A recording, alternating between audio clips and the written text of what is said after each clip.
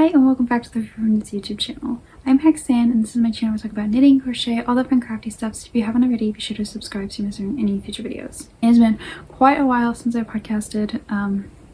Things have just been busy. I'm actually filming this. It's like a rainy, dreary day. I can hear the rain where I am. Hopefully the camera doesn't pick it up. Sometimes it's really good at picking up the slightest of noises. And on that note, I live at home in the state of Pennsylvania with my family. We're a lot of people and we have 2 dogs and we're in a small space. So if you hear background noises, I do apologize. I do my best to edit all that out, but life is just noisy. So I really don't even know how to begin. It's been very busy, just in life and stuff. It's actually been kind of a good week in terms of just getting things done. And even though it's a dreary rainy day right now, it's like a motivating rainy day. It's a good rainy day instead of like a rainy day that kind of weighs on you and it's like you can't get anything done. It's just dreary out, but it's kind of motivating me today. I don't know. I like a good solid rainy day, not where it's like threatening to rain or it had rained and I don't know. It makes no sense. But anyway. I have been doing some crafting. I'm actually surprised with the amount of crafting I have again. I'm pretty sure my last episode was at the beginning of this month and February had just ended. And I was talking about how I needed to update my crafting journal and stuff. And I think that's where I am at again. I need to update my crafting journal and take log of these projects because I'm once again surprised at how much I've gotten done, because I again kind of fell into a slump where I wasn't sure I was making progress on anything. So, you know, we're just going to get into finished objects, work in progress, all that fun crafty stuff. So, first off, I'm kind of sitting in a kind of different location. It's like the same location, just moved things around in my room to better film on. And you can see behind me I have some amigurumi plushes on the back of the couch. This is their like official shelf. The walls in my room are very oddly shaped, like you can't put a shelf because it's a really weird shaped sloping walls. So they live on the back of the couch and some of them you recognize, but one of them is a finished object and I'm so excited about him, so I'm just going to show you him right now. This is Pinch the Goblin. I did not bring my book over, but it is the Crochet Fantasy Amigurumi and More book on the NickPicks website. I think you can find it other places too. You can probably find it on Amazon. Fantasy Amigurumi. It's a great book.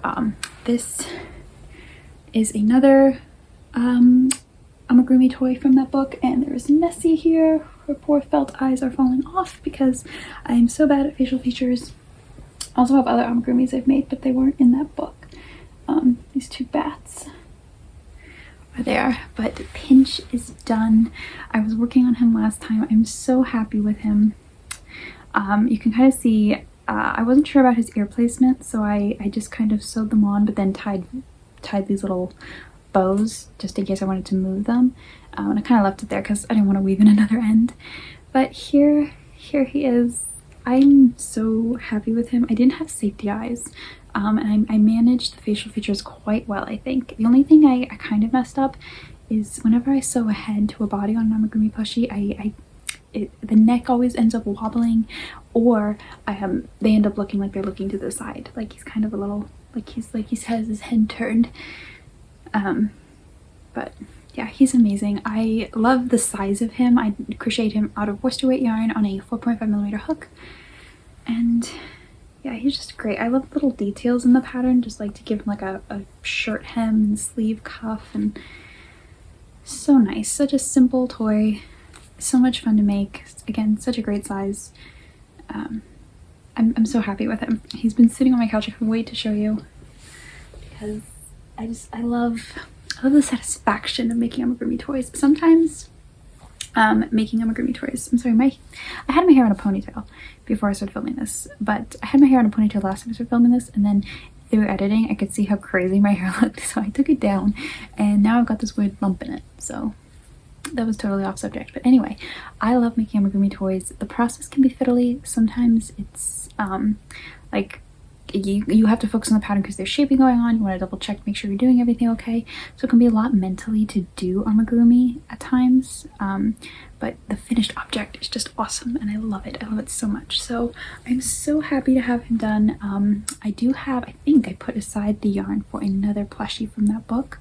I haven't started it yet, but I definitely want to do that because it's so much fun making amigurumi. Okay, that is the first finished object. I have another crochet finished object that it's done because I can't finish it, but it does need a little bit more work. So I was working on this deep ripple blanket, and I had talked about my plan for this. It ended up being just like a simple lap blanket or baby blanket. My plan for it was I was going to stripe with, I ran out of yellow. Like I did light yellow, dark yellow, light yellow, white. And then I was going to do these shades of blue and then finish with the yellow, but I didn't like that.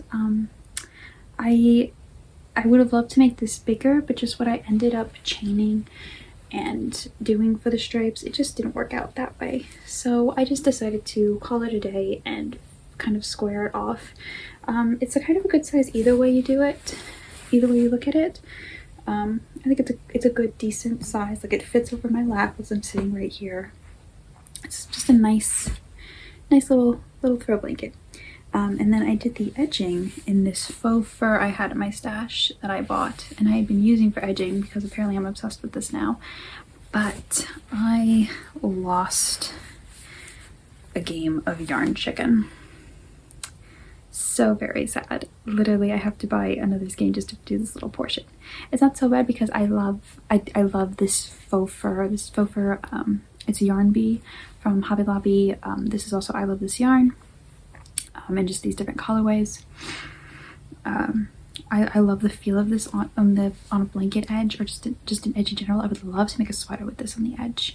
I could not stand making a whole sweater out of this, though I kind of want to because my little sister like loves soft textures like this. Like she loves to like stroke like the texture of it.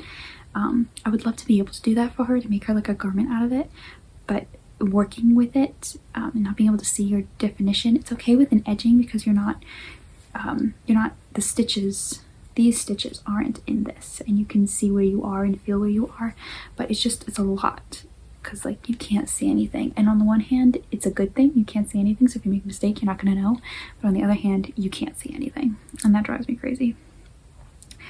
But so yeah, this is done minus 2 seconds of work and when I get another skein.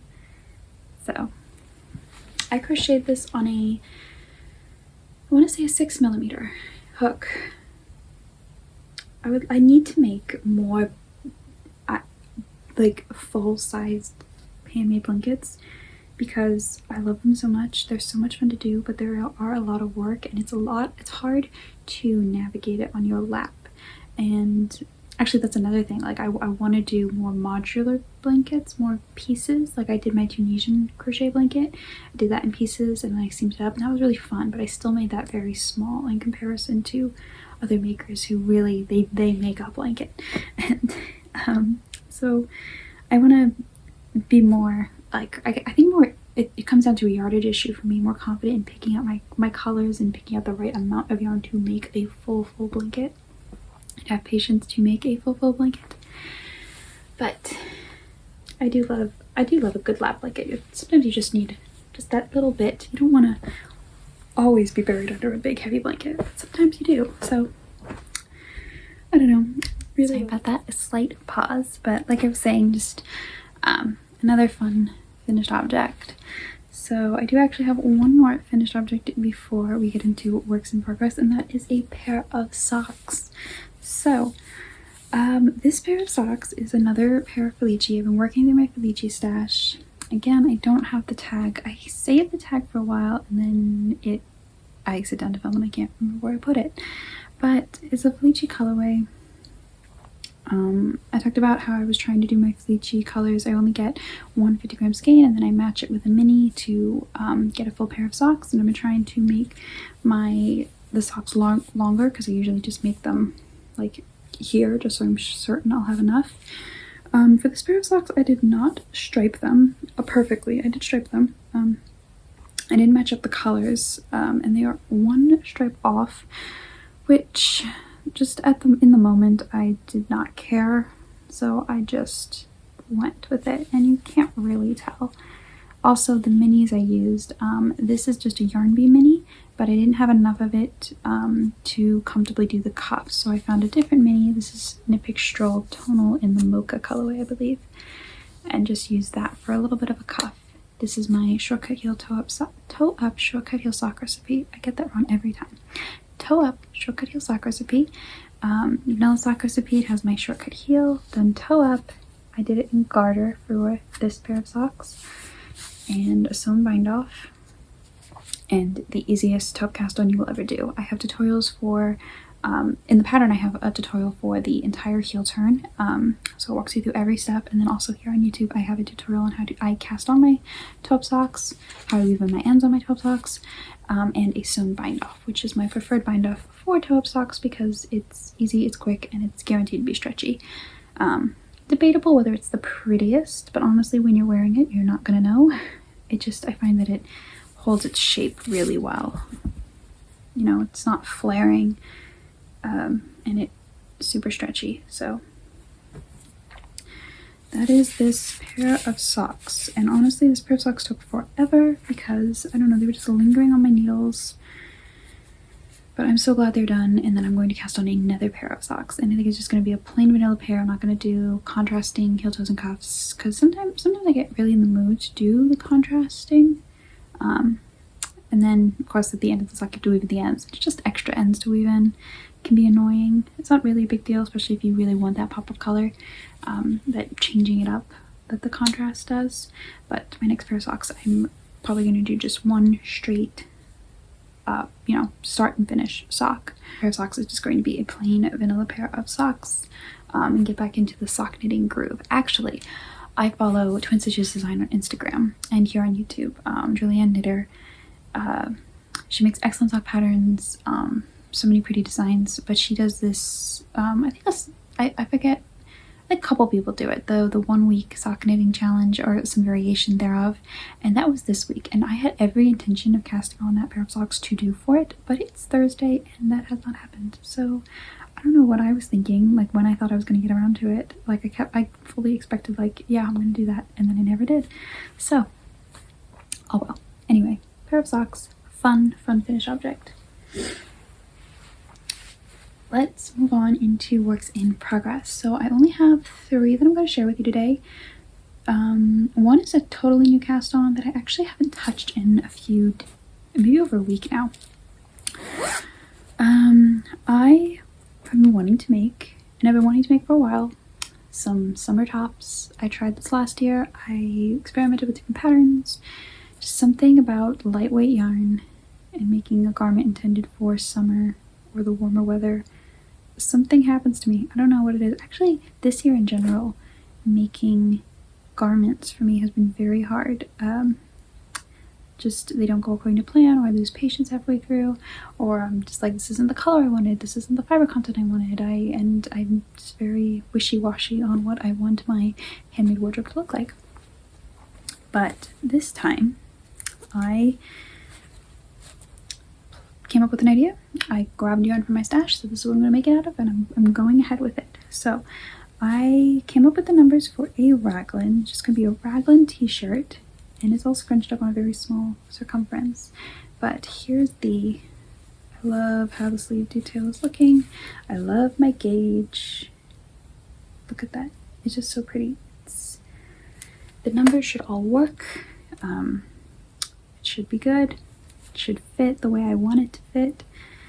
So the yarn is Yarn Bee Sugarwear Cotton in the Harbor Wish colorway. And I bought this, I think, last year, fully intending to make some more crochet shawls. I made one crochet shawl out of this brand of yarn, just this lightweight cotton, and it was so much fun, so pretty, it's self-striping. That just never happened, so now it's going to be a t-shirt. This is the yarn, 100% cotton. It's kind of a thin DK, not quite a fingering, but a thin DK. And I'm using, I think, size 7 needles. Oh, 6s. I'm using 6s. Yep, 4mm, 6 needles. Knit Picks Mosaic Interchangeable Set. This is I don't remember the color of this wood. The Majestic, but that could be wrong. I'm almost done with the raglan, I think. I get stuck with when it comes to raglan. So I always hack raglan patterns when I make raglan sweaters because, and I've talked about this before, my upper body shape is kind of like I hate ending up with a bunch of fabric on the underarm, and I always do, just because of the way raglan style sweaters are intended to fit and just the way I am shaped. So it just ends up, I end up with fabric here, and it just seems like a waste of yarn to me to make the yoke super long, that it always ends up on me. So that's something I try and take into account, but sometimes I overcorrect too much and then it doesn't fit the way I want it to fit or how it should look in my head. So that's one problem I keep running into issues with raglans. And I haven't made a successful raglan in a while, so now I'm out of practice of like my perfect variation of hacks. So I kind of stopped on this because on the one hand, for what I charted, what I wrote up for my numbers, and how long my yoke should be, it seems too long to me. But do I got stuck in wondering, do I trust my math and the numbers and not the appearance because it could look deceptive, and or do I do my hack too early and risk messing up again? So really not a big deal. It's knitting, it can be taken back.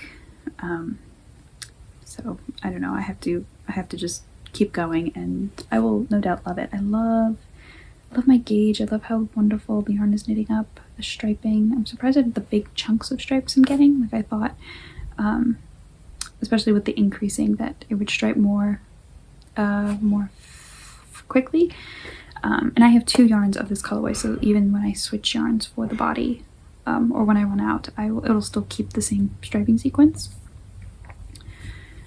But yeah, the plan is just to be a short sleeve raglan tee. It's going to be awesome if I just keep working on it. So that is project number 1. And then project number 2 I actually did show last time, and it is a garment that I am forcing myself to finish because it needs to be finished. So last time I showed you I was crocheting pieces to a garment. I just had to sew them together. Well, I did. I was concerned about that I hadn't left a big enough neck opening for this. And you can see when it looks small, especially since I want to add a border, I left the tails long so I can easily zip back a few stitches if I find that I need to. It does fit when I put it on, like around the neckline, it does fit. So now I'm just working on sleeves, and I have one done. And this is just a very drop shoulder construction. I was trying to make the sleeve attached to the body so I wouldn't have to sew it on, but I was not working on it like that. It was just annoying to me. I always fret when I crochet in the round that my seam doesn't look, especially with double crochet, because this is double crochet, that my seam doesn't look too wonky. And I wanted to do it back and forth so that the texture would be the same, because if you crochet in the round and don't turn your work, you get just the smooth, just the it won't match with the body, you know, when you turn your work in double crochet. So I was doing that and it was just fiddly. So finally I zipped it back and just made a regular panel, and I'll take the extra few minutes to seam it up. It'll also be more cohesive in terms of how I had already seamed the body. And I'm not exactly 100% happy with how I seam the body. It's kind of become a design feature. I should have done a more tidy seam, I think. But it matches on both sides, so it's fine.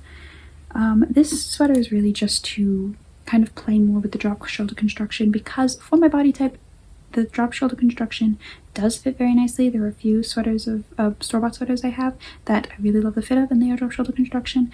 But drop shoulder construction, while is arguably the easiest construction to do, because you just make panels and then you sew it together, it can also be, it's boring and it can feel like you're not making progress because like you just have these panels of things. So this sweater is really just to kind of like a mock-up to really help me decide what I expect of my drop shoulder construction sweaters and what works best for me. So yeah, all I need to do is finish the other sleeve, and then I'll probably switch hook sizes, go down 1 or 2 to do some ribbing on the cuffs and the hem. I might not do any edging on the collar just because of how how I didn't really account for that when I did the front panels, just in case. Maybe I will. I have enough yarn that I can probably definitely get away with that. This is my last skein, and this is, I love this yarn. Can't remember the colorway name, probably like hot pink or something like that, but just 100% acrylic sweater. And it's kind of on the cropped side, not so much so when I add a hem. It looks very boxy right now, but I really was surprised when I tried it on how much I liked how it felt, especially when the sleeves are on, because when you put the sleeves on a drop shoulder construction, it really does bring it together in terms of how it lays on you. So, and I'm using a 5mm hook for this project, which is one of my favorites to use for worsted weight yarn. Just makes it so tidy, makes it go fast. So this could be done super soon if I just do it. You've got to work on your projects if you want them done. Who knew, right? Who knew? I left long tails just in case, and they keep bothering me. Okay, try and move that out of the way. So my last work in progress, I forgot to grab it. I'm going to grab that really quick. My last work in progress is a shawl that I shared the story of in last episode about how I had made this shawl years and years ago. I had even written up the pattern and how I had found the document on my computer and had written it up into a more readable pattern rather than like the recipe card I wrote for myself. So that is what is in this project, and I wanted to share with you the original version of this shawl that I made years and years ago. And here it is. This was like my first official crescent shaped shawl.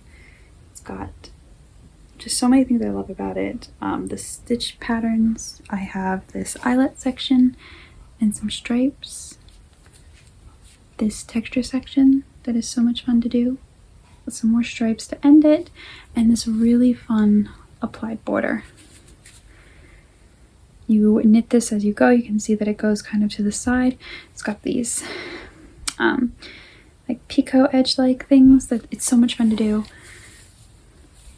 It's just a great, it's like the perfect shawl size. It's made out of 2 skeins of DK. That's what I'm trying to get away with right now. I have a little bit, no, actually I think I have just, yeah, two skeins of DK, 200 gram skeins. I'm seeing how that goes. I'm pretty sure, I can't remember exactly if that's what I used for this, so I'm testing that out. And it's just so much fun, so pretty. I love it so much. And I'm so happy that this is something that I made so many years ago and am bringing to life as a pattern. So here is the sample I'm working on. I have not touched this in ages either. I'm using blue and this kind of more white gray.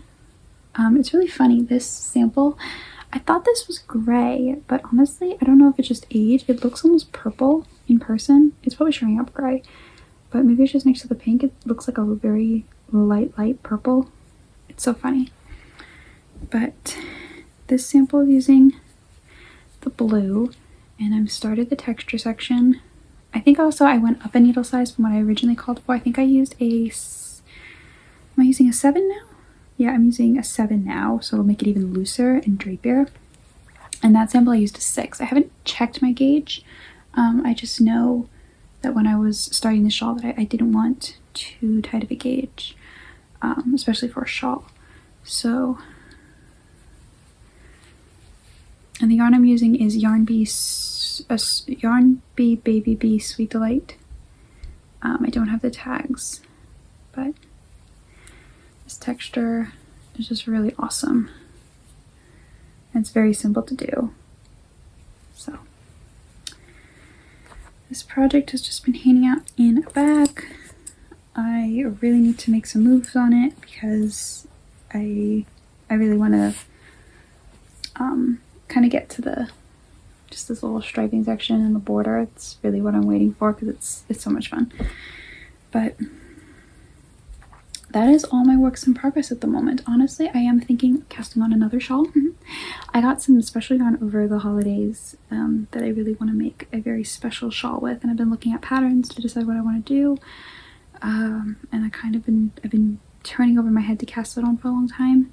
so that might hop on the needles. I want that plain pair of socks on the needles. Yeah, I want more.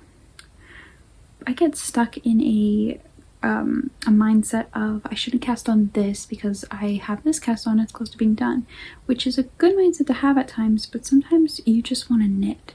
Sometimes you just want to sit, you want to pull a project and knit and not think about it. And I'd rather just sit and knit on something than sit there doing nothing because I don't want to work on the thing I feel like I should be working on. That's something I get stuck in a lot. So like I have 3 projects on the needles and that's all well and good, but I need stuff that I can easily pick up and just knit on. So yeah, other things are going to be hopping on the needle real soon. Before I end this podcast, I did want to mention that I have released my mosaic shawl, which is a pattern I shared last time. I talked about this design in the last episode. It is this shawl, super simple. It uses the crochet moss stitch, and I made my sample using scraps. I held the scraps double with just a cohesive gray throughout, so that I could use up all my finger weight scraps. I did 1 strand of fingering, 1 strand of DK, and it just made such this unique palette. I have a full video tutorial for the shawl here on YouTube. You can see that video on my channel. I also have the free pattern on my blog, as well as the PDF version available in Ravelry. So yeah, I'm really happy with this. I love it so much. I hope that if you made this shawl, if you got the pattern, that you were enjoying it and that the tutorial helped you. I really had so much fun just getting this pattern out there. Again, sometimes we just get caught up in waiting for the perfect time to do things, making them perfect, but just so much of my joy of making coming up with patterns, free-forming designs, and sharing them can get lost in that, waiting for the perfect time to do it. And so it just felt so great to kind of be a little bit more just do it. Like I can look back and I'm really very proud of the detail, the tutorial and the pattern and everything, and the pictures. Of course I could spend forever going like, oh, but I could have done it even more perfectly. But it just felt really freeing to finally put out something that I really wanted to put out for a long time, and to know that it was well received. So yeah, I love this so much. It's so much fun and simple, and honestly I kind of want to make another one of these too, because I do have more scraps. Not necessarily enough, I don't think I have enough fingering scraps to do another one, but I do have worsted scraps, which would be fun to just do like a worsted shawl. Just be really fun. Scrappy, color blocked. I love it so much, and you get into such a good rhythm with the stitch pattern within this shawl. So I wanted to share that.